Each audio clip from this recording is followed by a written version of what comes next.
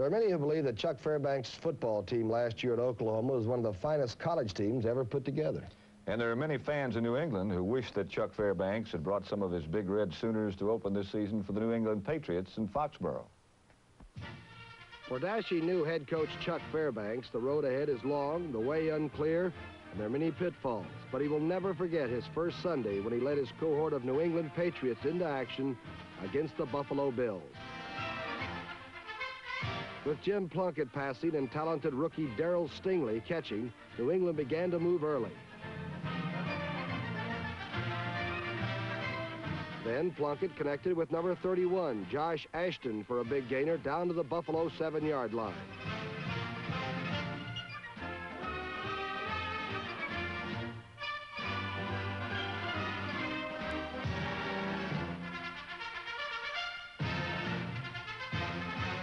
Sam Bam Cunningham, number 39, capped the 90-yard drive on the 8th play, but New England failed to convert the extra point.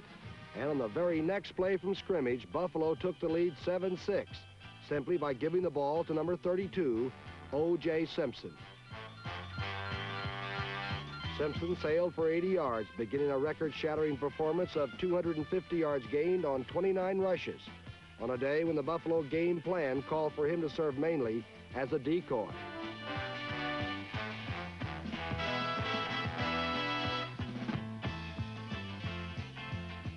The Bills head coach Lou Saban planned to force New England to adjust their defenses to stop O.J., and then to exploit the resultant weaknesses with his new running back, number 38, Larry Watkins. Simpson's success made his plan doubly effective, and beginning the third quarter, Watkins burst for good gains up the middle, setting up his own 4-yard touchdown plunge and making the score Bills 17, Patriots 6.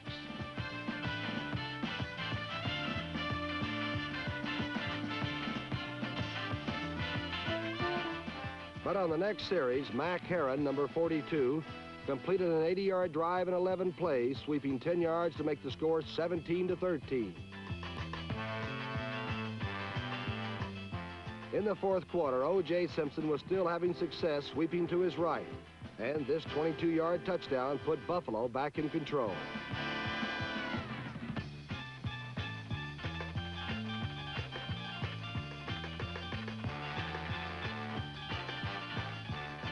Jim Plunkett nearly got it all right back when he found Mac Heron alone down the sideline. But Heron stepped out of bounds, and after that, the Patriots' attack stumbled with a good deal of help from the Bills' Walt Patulski, number 85.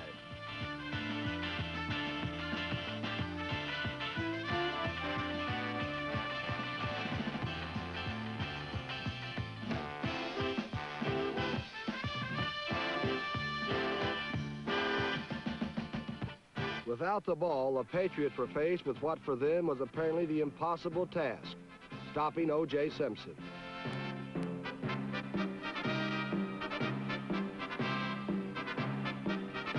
O.J. just kept sweeping right and running right into the record book by breaking Willie Ellison's single-game rushing mark of 247 yards.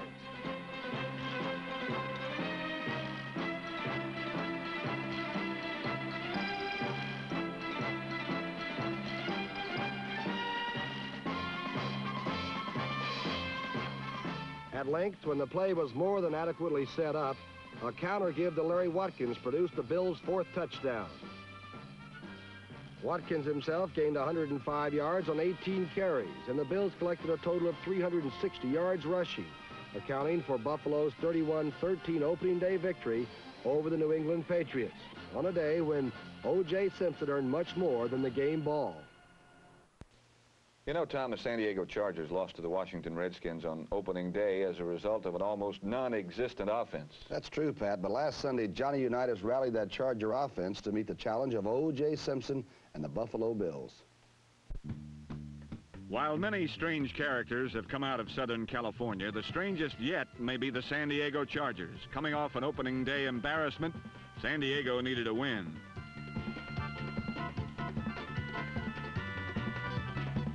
After they decided where they wanted to line up, the Chargers started to play some football. Buffalo's Spike Jones blasted a 47-yard punt, which speedster Ron Smith fielded at the 28.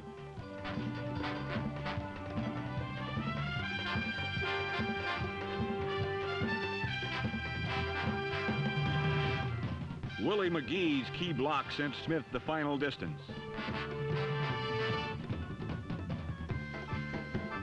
Smith's 72-yard punt return gave the Chargers a 7-0 first quarter lead, and that was San Diego's first score of the season.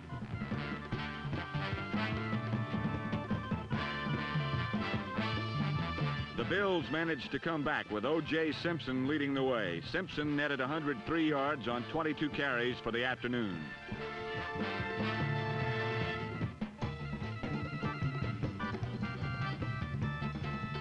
The league's leading rusher powered over from 9 yards out in the second period for Buffalo's only score.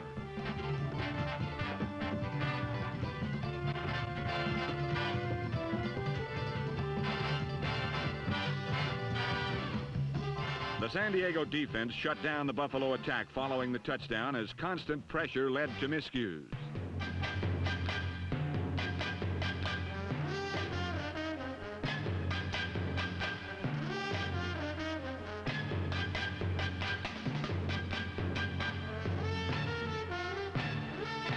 Bills quarterback Dennis Shaw forced the throw, and Charger middle linebacker Tim Rosevich accepted the gift.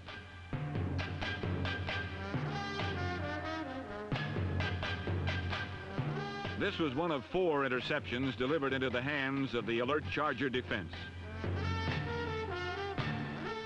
The old master, Johnny Unitas, wasted no time.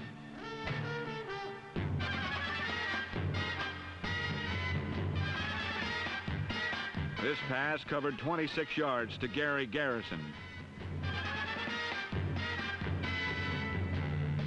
Unitas hit for 175 yards, leaving him 2 short of 40,000 career passing yards.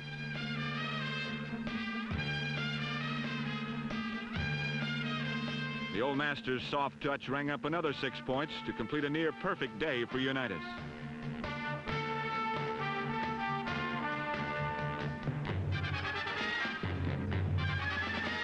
Two touchdown blasts by Robert Holmes rounded the scoring for a 34-7 San Diego Charger victory. There's nothing better than opening a brand new multi-million-dollar stadium with a victory. And that's what the Buffalo Bills had in mind when they opened Rich Stadium last week against the Joe Namath-less Jets. Dwarfed by the dizzying proportions of the Buffalo Bills' new ball yard, the fans came to Rich Stadium for the very first time in the regular season to see their toughened-up Bills tangle with Al Woodall and the New York Jets. With a spectacular new showcase for his enormous talent, O.J. Simpson ripped around right end on Buffalo's first possession, setting up a 42-yard field goal by John Laypole.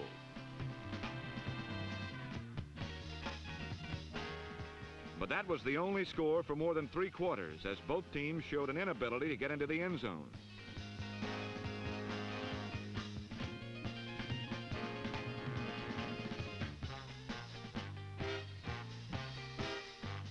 The Bills, led by number 73, Earl Edwards, featured a rebuilt defense, which harassed Al Woodall and held the Jets at bay.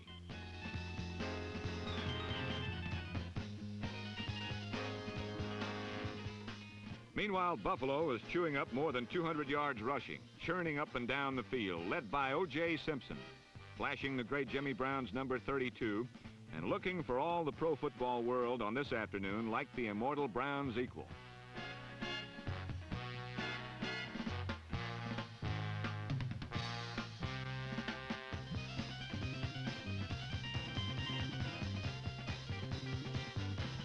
On this, the third NFL Sunday of '73, Simpson exceeded the 100-yard mark for the 3rd time, gaining 123 yards and 24 carries, controlling the ball for Buffalo, protecting their slim lead.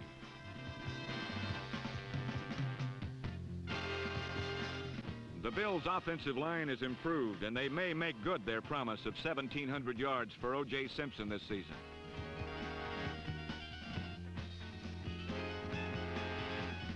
But when the Bills deviated from their straight-ahead tactics, the Jets closed in, and Buffalo could do no better than 3 field goals, building a 9-0 advantage. But 9 points was good enough as the defense shut out New York until late in the last quarter when Al Woodall, subbing for the injured Joe Namath, hit Jerome Barkham on a play that many Jet fans would have rather done without, as Woodall had to be helped from the field after a 9-7 defeat by the Buffalo Bills. In Buffalo's rich stadium last week, the Philadelphia Eagles got several great performances from offensive players, a few great performances from defensive players. They had a tremendous second-half rally, and yet none of this could overcome that one big factor named Orenthal James. It looked like a bad day for the Eagles when Buffalo's Wallace Francis took this kickoff 101 yards following a Philly field goal.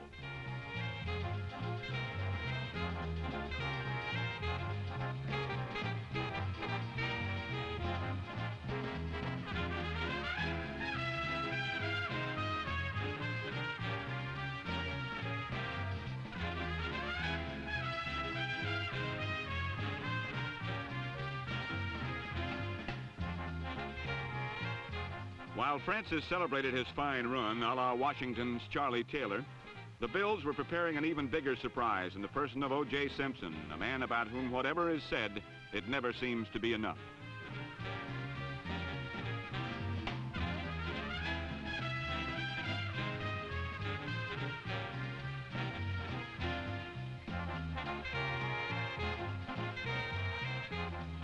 On this day, O.J. was in the center ring, and all other acts were suspended as he carried 27 times for 171 yards and 1 touchdown. The amazing thing about all of this is that the Eagles were primed to stop O.J. and still couldn't do it.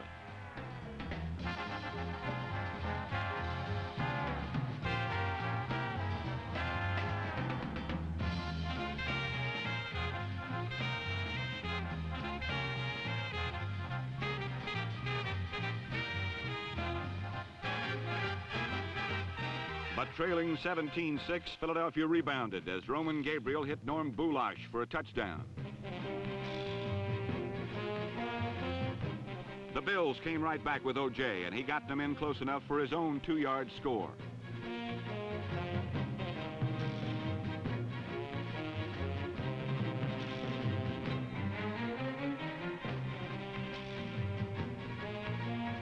Unruffled by it all, Gabriel brought the Eagles back again as he hit rookie tight end Charlie Young, who made his first score as a pro.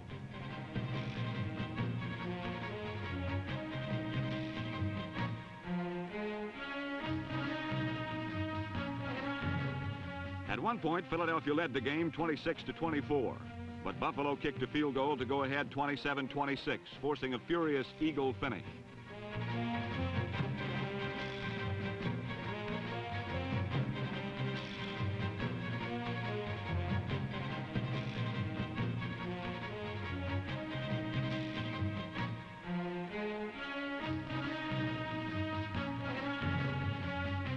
Gabriel drove his team goalward using number 25, Tom Sullivan, who rushed for 155 yards, Norm Bulash, who rushed for 104 yards, and Ron James, number 27, who picked up some tough yards when it counted.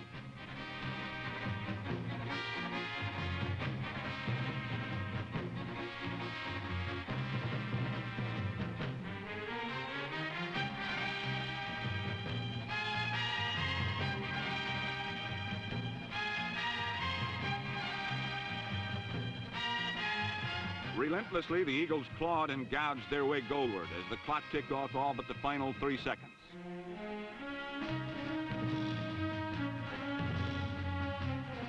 Then it was up to Tom Dempsey to boot a gimme 26-yard field goal to give the Eagles victory number 1 for the year. The minute he hit it, Tom Dempsey knew the win was not to be.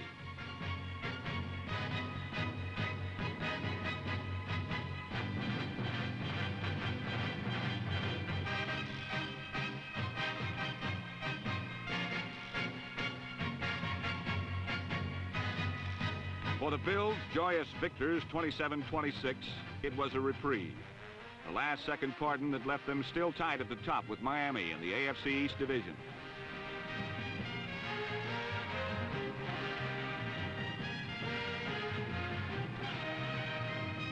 Their lofty position is due in most part to the man with the Mona Lisa smile, a man who can only be wondering how he's ever going to top himself this week.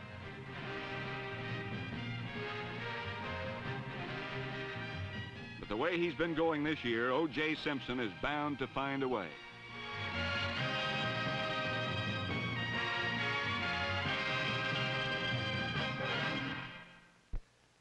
In the last 16 quarters previous to last week, the Buffalo Bills had scored only once against the Baltimore Colts. That's a lot of O's, Pat, but after last week, the Colts would like to forget all about O's, especially when there's a J after them. The Buffalo Bills barged into their new rich stadium as cohabitants of first place in the AFC East Division.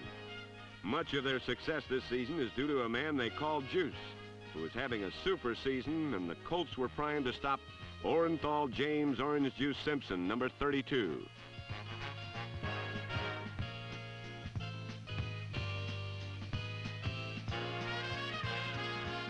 Simpson's only inglorious moment last week was this fumble. It led to the Colts' only touchdown of the game, but that came late in the fourth quarter with the Bills already far ahead. O.J.'s teammates had made his fumble meaningless, for the Bills had built a 31-6 lead by that time, thanks to an aggressive, hard-hitting defense. Buffalo's Hard Rock defense forced the Colts into 2 lost fumbles and 2 interceptions, and 2 of the 4 turnovers led to Buffalo touchdowns.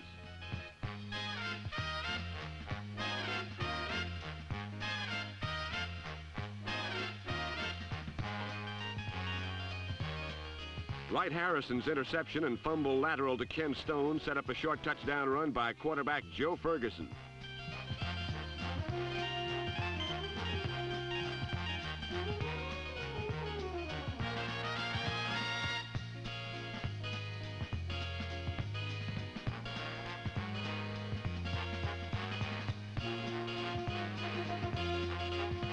The Colts further added to their problems when punter David Lee, a man with an educated foot, showed high school dropout hands.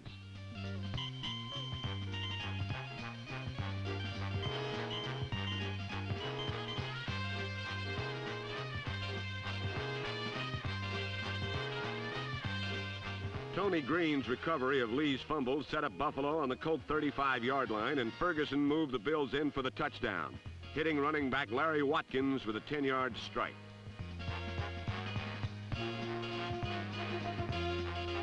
The other man in the Bills' backfield, a fellow by the name of Simpson, also got into the scoring act.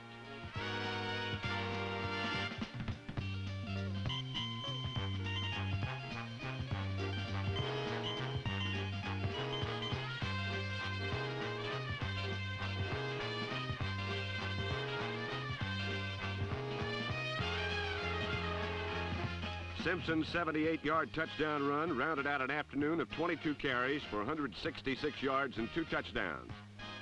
It brought his season rushing total to over 800 yards in only 5 games, a performance that has helped the Bills to a 4-1 record and a tie with the Dolphins for first place in the AFC East.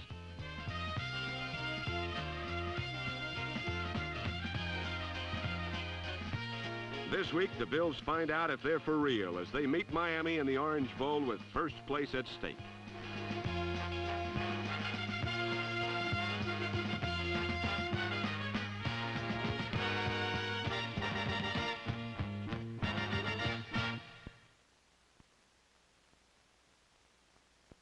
Well, Pat, it seems that every one of the 70,000 plus in Miami came to see if O.J. Simpson could strut his stuff again last week. Probably true, Tom, and before the game started, the Orange Bowl looked more like Hialeah racetrack than a football stadium.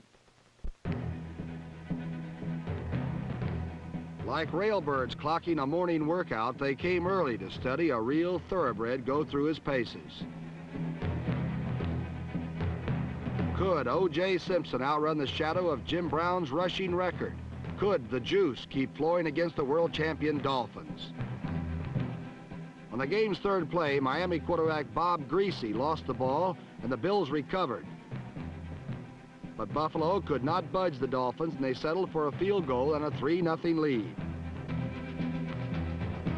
Confident with the lead and buoyed by the awesome power locked in the white shoes, Buffalo attacked the no-name defense.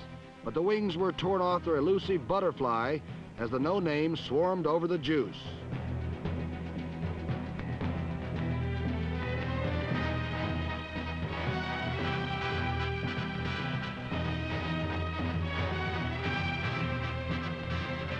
At the end of the half, a frustrated O.J. Simpson had gained only 12 yards and 6 carries. By game's end, he had but 55, and bruised and beaten with an ankle dressed in swaddling clothes, the juice had stopped flowing for the Buffalo Bills.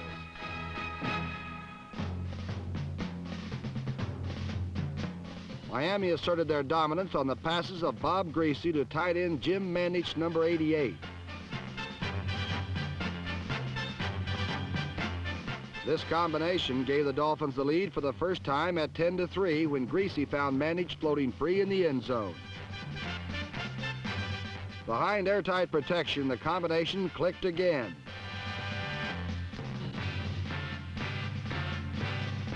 As simple as 1-2-3. Blocking plus Mandich plus Griese equaled a 17-3 Miami lead. By halftime, the game was a rout as Mercury Morris cut inside of number 66 Larry Little and exploded for a touchdown.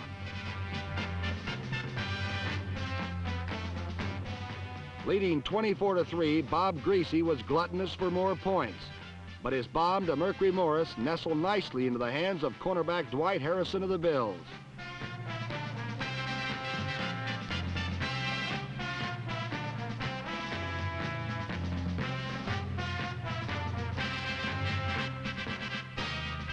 When Harrison's legs turned to molasses, he attempted the old cornerback-to-cornerback handoff to Tony Green, number 43. But that old playground trick didn't work, and neither did anything else for the Bills when they turned to reserve quarterback Dennis Shaw, number 16. Buffalo was surrounded and stomped by a nightmare wearing white shirts. For 5 weeks, the Bills had not faced a team of championship mettle. On the 6th, they had played with the big boys and lost 27-6. Coming off a commanding upset of the Washington Redskins, the New Orleans Saints found yet another challenge as O.J. Simpson led his Buffalo Bills into Tulane Stadium last week to test the rapidly improving Saints. Was the upset of Washington a fluke, or were the Saints for real? That was the question as the Buffalo Bills took the field against the high-flying Saints. The New Orleans defense began answering the question early, holding O.J. Simpson to just 30 first-half yards.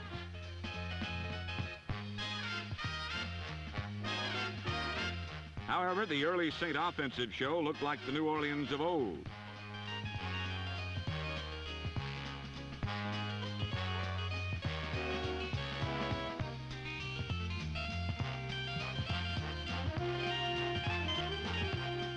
Bill McClard fell victim to the early Saint misfortune as a 47-yarder had plenty of distance but struck the goalpost and bounded away.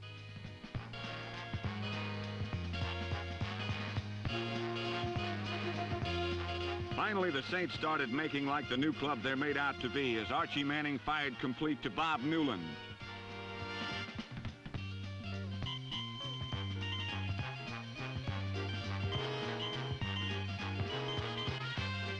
Manning kept the Saints moving, eating up the clock in the first half, both in the air and on the ground.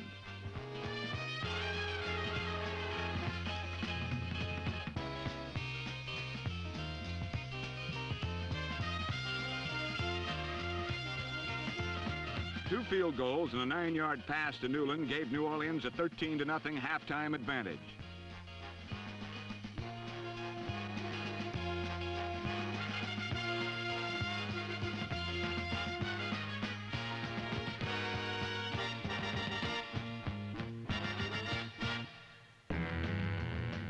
The Buffalo defense came alive in the second half as number 85, Walt Patulski, led the assault on Manning.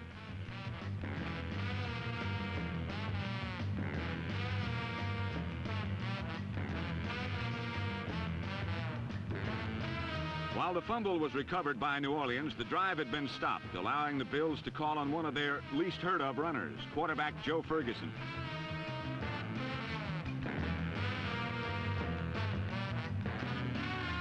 Ferguson's gallop led to a fourth quarter gamble. With 4th and 1 at the Saint 11-yard line, Jim Merlo, Joe Owens, and Derlin Moore combined to stop O.J. short.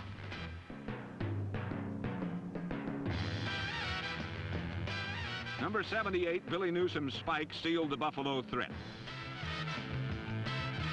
Forced to throw late in the fourth quarter, Ferguson found Bob Chandler, but number 30, Ernie Jackson, found him. After holding O.J. Simpson to 79 yards, New Orleans put the finishing touches on quarterback Ferguson and the Saints seemed for real, while posting the first shutout in the team's history, 13-0. In recent weeks, the Cincinnati Bengals have faced consecutively the Browns, Steelers, Chiefs, Steelers, and Cowboys. Last week, they faced the Buffalo Bills, and if the schedule maker thought he was awarding Cincinnati a well-deserved breather, he was mistaken, because things have changed in Buffalo. For O.J. Simpson's team, excitement used to be entering the second quarter before shuffling off its mortal coil and playing dead. But Lou Saban has changed all that. Now there's a combative young offensive line in Buffalo, and O.J. Simpson fans have something to cheer about and more. There's a new miracle ingredient called defense. Top draft picks like number 85 Walt Potulski are beginning to earn respect. And as the Cincinnati Bengals learned very quickly, these are no longer the Buffalo Bills. The Lou Saban's reclamation program has been trouble at quarterback, where neither Dennis Shaw nor the rookie Joe Ferguson have been able to balance the Buffalo attack.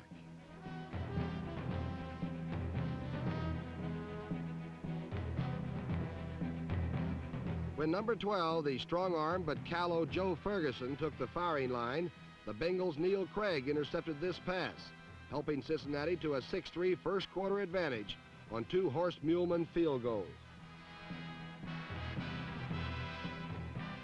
In the second quarter, Cincinnati's young quarterback Ken Anderson bombed 44 yards to Isaac Curtis, setting up a 1-yard plunge by Booby Clark to make the score 13-3.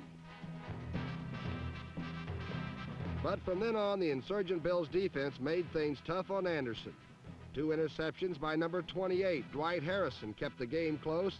This one set up a 32-yard touchdown run by O.J. Simpson.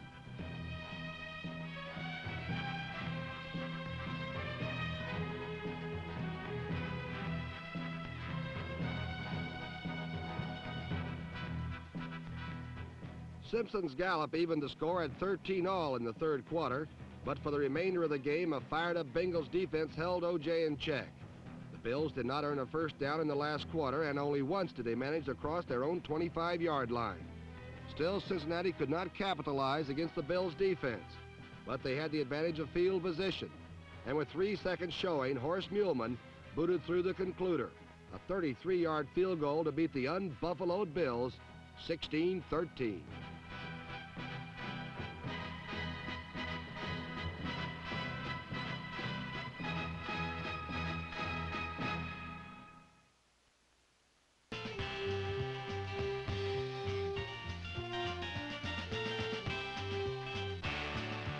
Last week, the Juice poured through Miami for 120 yards on 20 carries and a 6-yard per try average, which was only second best on his own team.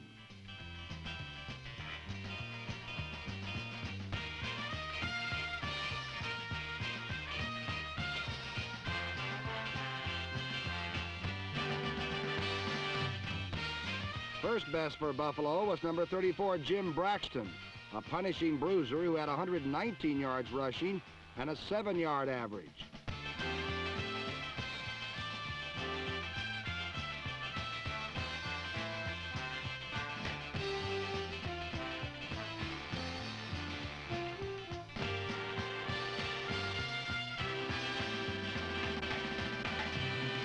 The Dolphins countered this firepower effectively with the wing-footed wonder Mercury Morris. And although Merck didn't break this one, he did move the aqua and orange in close enough for one of Larry Zonka's shorties.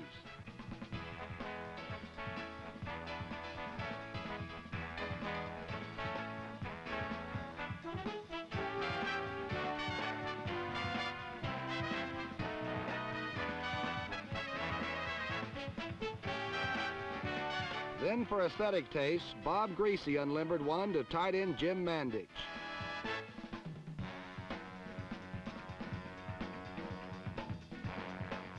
Greasy followed with a pretty pass to Paul Warfield to put Miami up 17-0.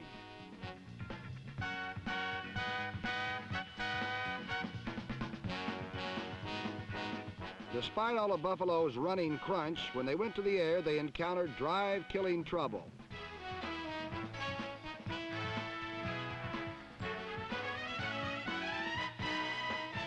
Sometimes their pass plays never even got off the ground, thanks to the likes of number 84, Bill Stanfill.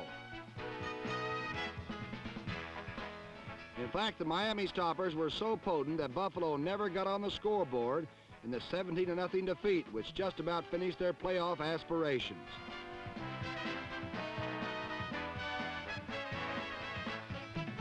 For Miami, it was a win that clinched the division title, while for this bedraggled Buffalo, the chips were definitely down.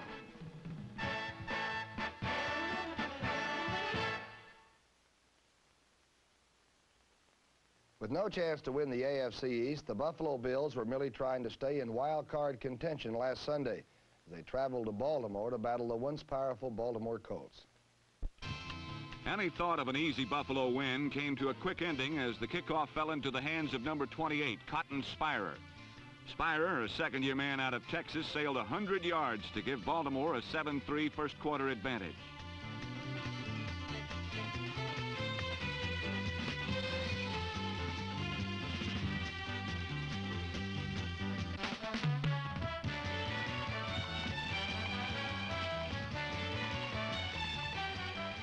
However, rookie quarterback Joe Ferguson got Buffalo moving with a surprisingly strong air game.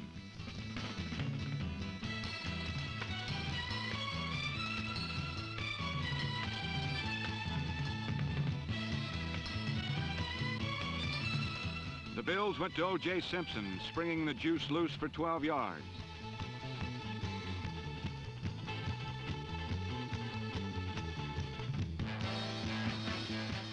O.J. then regained the Buffalo lead in typical spectacular fashion.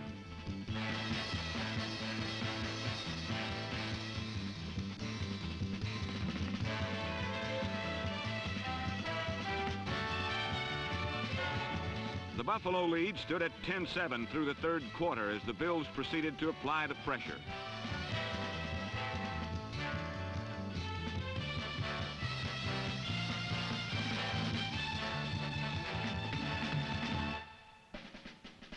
Baltimore rallied on a field goal and a Marty Dumrays to Tom Mitchell touchdown pass for a 17-10 lead in the fourth period. But misfortune struck hard as a bad snap forced a short kick.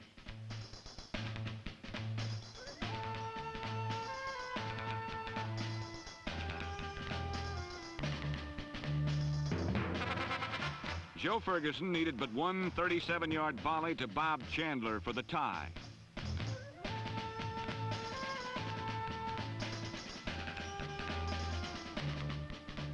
Dumrays and the Colts found even more bad luck as one final miscue cost them the contest.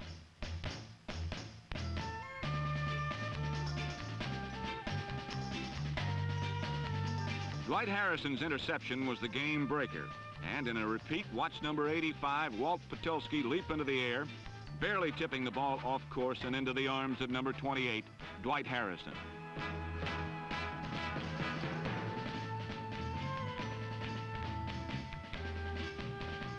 For the Colts, defeat again took its agonizing toll as they fell victim to the Buffalo Bills in a 24-17 loss. Stay alive for the wild card spot in the AFC. The Buffalo Bills came up with a super effort last Sunday as they faced the head-on challenge from those red-hot Atlanta Falcons. While some coaches attempt to build their offense around a young quarterback, Lou Saban, the head coach of the Buffalo Bills, chose instead to rally his troops around one of the game's greatest runners, number 32, O.J. Simpson. Thus far, his strategy has proven sound as the Bills are enjoying their best season in several years. And against Atlanta, the juice again had the Buffalo offense in high gear.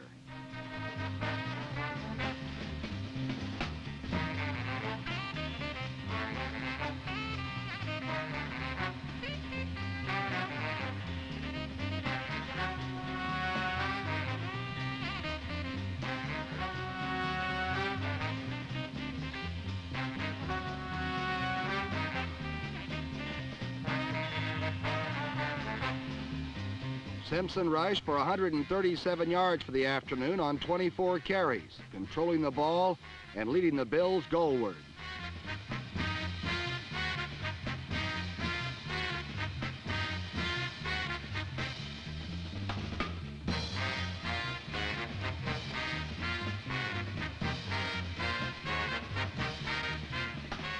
O.J.'s running mate, Jim Braxton, added 80 yards while ripping up the middle for Buffalo's 2 touchdowns. Falcons got a break when number 87 Claude Humphrey intercepted a Joe Ferguson screen pass deep down in Buffalo territory.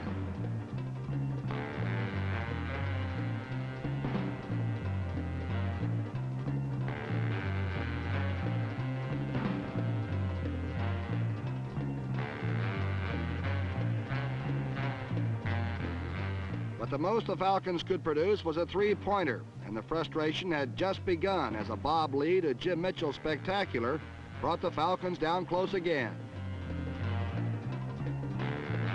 One play later, they failed on 4th and 1, and the Bills' defense had held. In the fourth quarter, Lee found Thomas Jarradine for 46 yards, and once again they were threatening.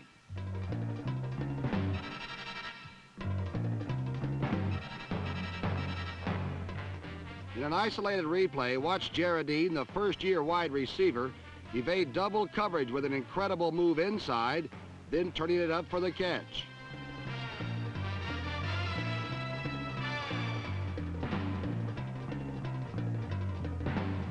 Had the ball been thrown on target, Jarradine might have taken it all the way. But when a fumble halted the drive several plays later, Bob Lee could never get the Birds rolling again as they fell 17-6 to the Buffalo Bills.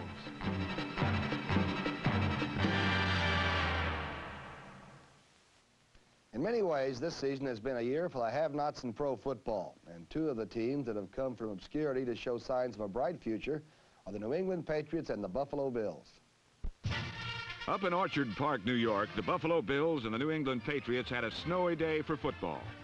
But these days, a carpet sweeper is all they need to make the Mod Sod playable.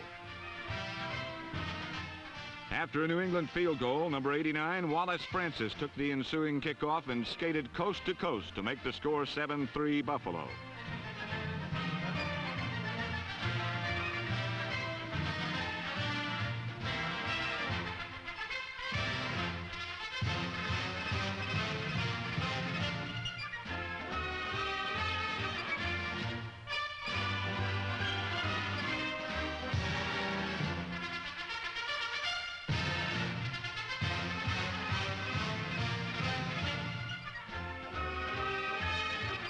And then O.J. Simpson took over, showing that like the U.S. mail, nothing, neither rain nor sleet nor snow nor gloom of night can keep him from his appointed rounds.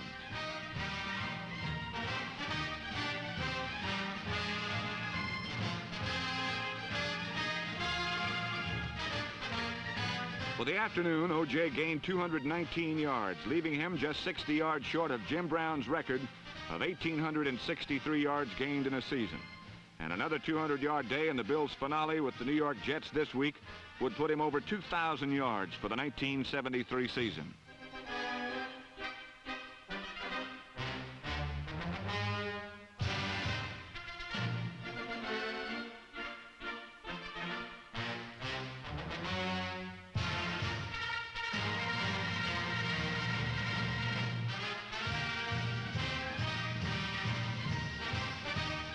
With O.J. Simpson controlling the football, Buffalo built a 24-6 lead.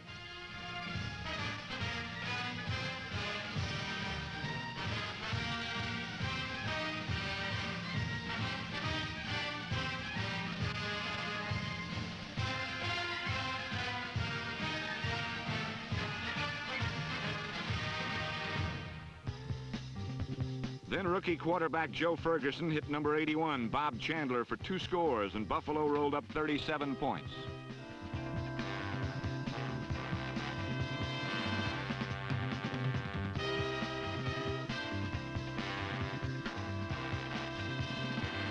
Jim Plunkett and the rekindled New England Patriots managed to exhibit their explosive form only once.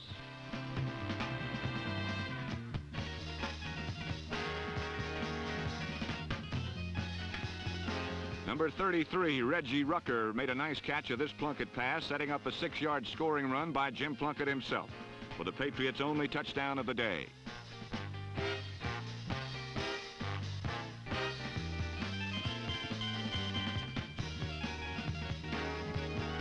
For the rest of the afternoon, a stingy Bills defense sat on Plunkett and the Patriots as the offense built a 37-13 victory, leaving the Buffalo Bills with still distant hopes for a wild card playoff spot approaching the end of their finest season since 1966.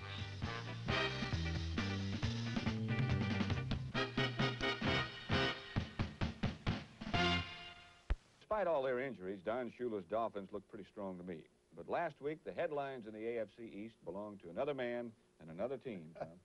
As they say, Pat, Miami has the oranges and Buffalo has the juice. Last week, New York Shea Stadium had not only a large order of chilled orange juice, but a slice of history as well. Last Sunday was Weeb Eubank's final game as an NFL head coach, and his New York Jets were prepared to give the old mentor a proper send-off with Joe Namath, the master of ceremony.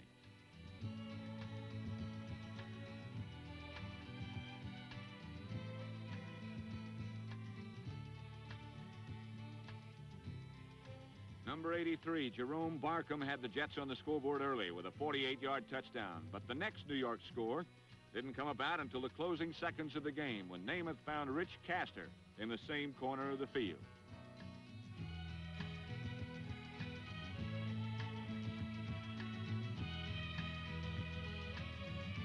Castor's score didn't mean much because those upstate upstarts, the Buffalo Bills, had long since taken control of the game. One spectacular score was turned in by rookie safety man Bill Cahill, number 22.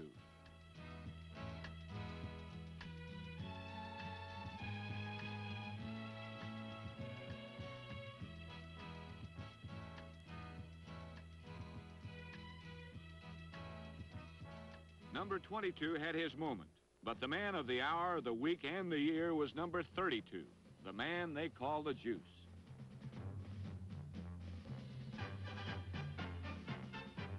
On this 30-yard gain early in the game, O.J. Simpson became one of the very few players ever to rush for 5,000 yards in his first 5 pro seasons.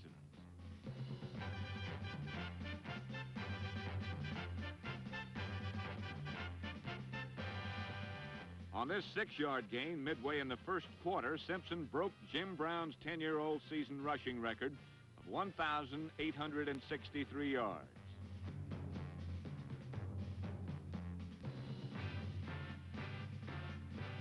Then, midway in the fourth period on this 7-yard gain, O.J. Simpson broke the barrier many thought would never be attained, 2,000 yards rushing in a single season. O.J. put on quite a show last week and all season long. And as we said in our feature at the beginning of the show, who else could be our featured performer, not only of the week, but of the year? As Jets defensive back Phil Wise stated after last Sunday's game, he just used me up. You know how a streetcar conductor punches your ticket? Well, he just punched my ticket and waved to me from the end zone. He lets you stay with him for a while, then he cuts and he's gone. He's like a flim-flam man. All my life, I thought Jim Brown was the greatest runner ever, but O.J. broke his record.